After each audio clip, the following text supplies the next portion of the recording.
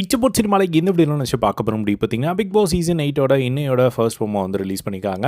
இந்த ஃபர்ஸ்ட் ப்ரோமோவில் வந்து பார்த்திங்கன்னா விஜய் சேதுபதி வந்து மக்கள் மத்தியில் இந்த வாரம் ஃபுல்லாக போயிட்டு இருந்த ஒரு விஷயத்த போட்டு உடைக்கிறாரு.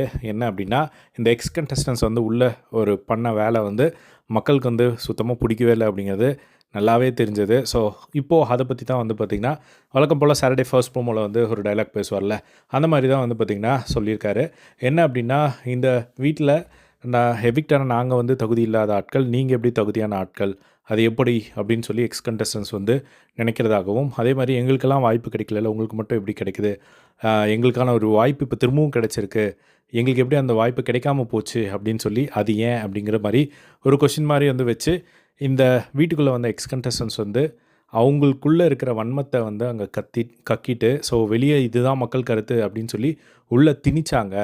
ஸோ இவ்வளோ தூரம் பிரயாணம் பண்ணி இவங்க நம்ம கண்டஸ்டன்ஸ் உள்ளே இருக்கிற டாப் 8 கண்டஸ்டன்ஸ் வந்து மெச்சூரிட்டியோட அவங்களோட மனநிலை இப்போது எப்படி இருக்குது அப்படிங்கிறத நம்ம கேட்டு தெரிஞ்சுப்போம் அப்படிங்கிற மாதிரி இந்த ஒரு ப்ரோமோ வந்து முடிக்கிறத வந்து பார்க்க முடியுது.